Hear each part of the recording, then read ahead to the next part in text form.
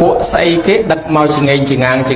ងមានកាឡាដោយប្រទេសអានីបហើយមានតុក្កតាមានចានឆ្នាំងច្រើនអាហ្នឹងគេហៅពួកអីគេអាហ្នឹងពួកពេប៉ោងមែនទេពួកហ្នឹងមិនមែនពួកគប់ពេប៉ោងទេពួកហ្នឹងពួកអ្នកលក់ពួកគប់មិនតាន់មកទេពួកគប់នៅផ្ទះហើយតយកបានមកណាញោមញាតិពុទ្ធបរិស័ទ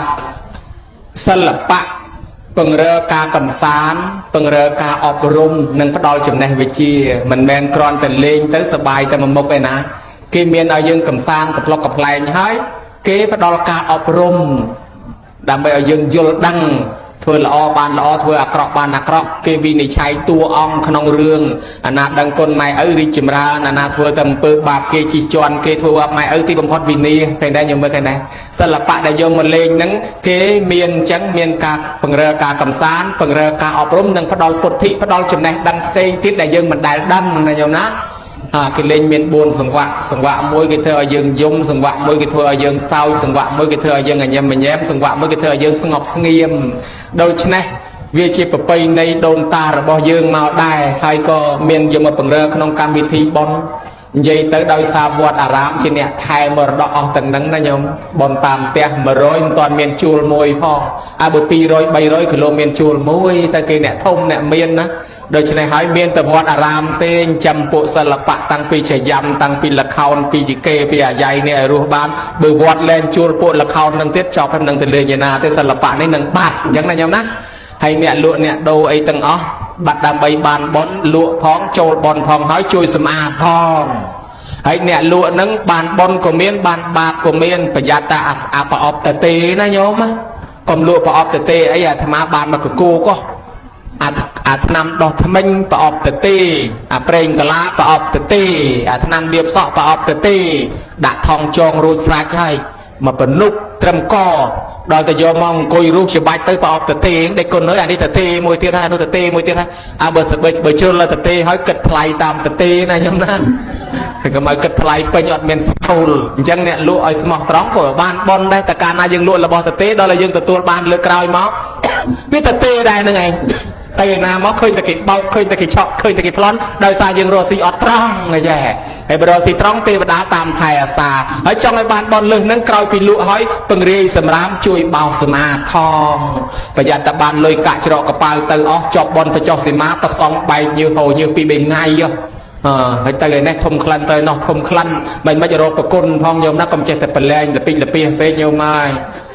ប្រយ័ត្នដើរជាន់បោះគ្នាឯង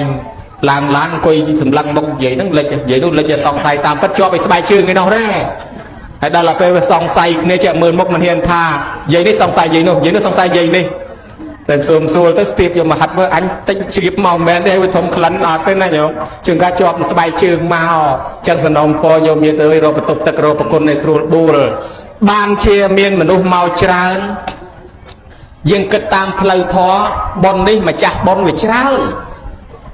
បុណ្យបច្ច័យ4ចម្រើនបជនតែមកគ្រួសារ2គ្រួសារមកពូជនឹងអ្នកធ្វើទេបុណ្យឡើងផ្ទះតែម្ចាស់ផ្ទះនឹងអ្នកធ្វើទេឲ្យចុះបុណ្យឡើងពហិនេះនរណាម្ចាស់ពហិអាចឧត្តមម្ចាស់ពហិ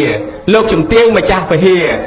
លោកស្រីម្ចាស់ពហិប្រសង់ម្ចាស់ពហិអាចារ្យម្ចាស់ពហិអ្នកកម្មការម្ចាស់ពហិយាយតាទាំងអស់ជាម្ចាស់ពហិអញ្ចឹងអ្នកទាំងអស់គ្នានឹងធ្លាប់ចូលរួមកសាងពហិទេពីមុនមកហើយបើធ្លាប់សុទ្ធតែម្ចាស់ពហិទាំងអស់អញ្ចឹងយើងទាំងអស់គ្នាជាម្ចាស់បុណ្យរួចពហិមួយឆ្នាំបចុះសីមាប្រមាណដងអត់100ឆ្នាំអីនោះបានម្ដងទម្រាំបានបចុះសីមាលើកនេះយូរឆ្នាំហើយចាំមើលដល់គេបចុះសីមាលើកក្រោយទៀតប្រហែលជាគ្មានអ្នកតន់ទេបើមានអ្នកតន់ហើយស្អីអាត្មានឹងតម្រងដូច្នេះតម្រាំតែគេបចុះសីមាម្ដងទៀតមិនដឹងកាលទេណាញោមចឹងហើយយូរបានម្ដងហើយមិនមែនធ្វើមួយថ្ងៃហើយទេណាប្រហែលឆ្នាំមកជិត10ឆ្នាំឯនោះតម្រាំហើយអន្តិអ្នកខ្លះអត់បាននៅបចុះសីមាគេផងស្លាប់បាត់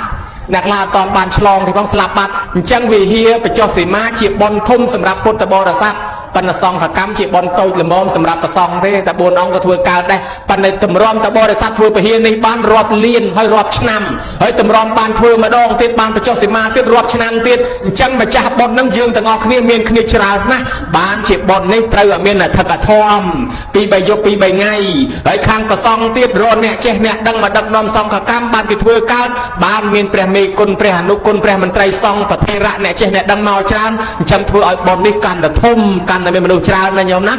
គុណម្ចាស់ដ៏ចម្រើនញោមញាតិមានសទ្ធាជ្រះថ្លាកសាងព្រះវិហារអញ្ចឹង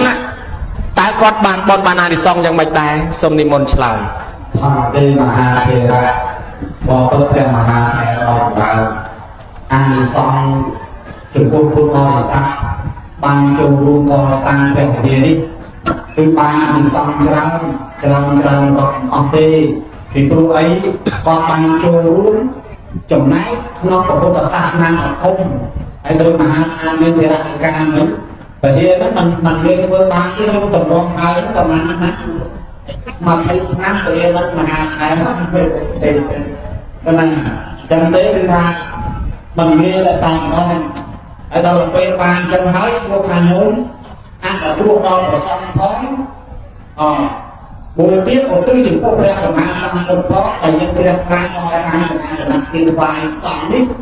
គឺដល់កណនីមិនបានប្រមាណមកហើយមួយទៀតឈ្មោះថាយើងតអាយុឲ្យពុទ្ធសាសនាពេលជារកាផងហើយយើងយកពុទ្ធសាសនាស្អាតដល់អាយុស្អាតទៀតផងព្រោះហើយយើងស្អាតគឺមានពូទៀតណាយើង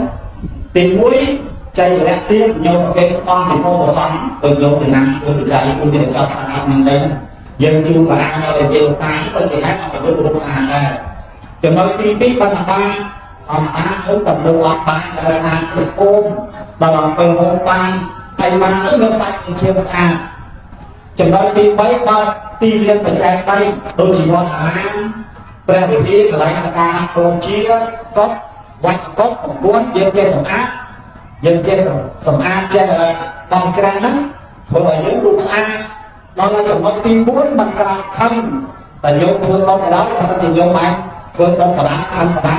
វាទៅមកខាងផ្លេដូចជានាងបញ្ញបាហ្នឹងនាងបញ្ញបាបើទៅលោកនាងដូចក្រុមសោយយកស្គំហ្នឹងសម្រាប់គ្រូសោយយកស្គំហ្នឹងគឺលោកនាងអញ្ចឹងដោយសារតែយើងក្រោកខឹងលោកគិតថាលោកបើសិនណាឲ្យលោកទៅទៅយ៉ាងដោយហេតុដាក់បាសំខាន់ហើយពុះបាយដាក់បាដល់ឲ្យពុះបងដល់ហ្នឹងដល់ហ្នឹងមេដៃមកទៀតមេមួយនឹងយើងទេអាមេដៃលឺឡើងពីរដោយសារអាពុះបាយដាក់បាឲ្យយើងចឹង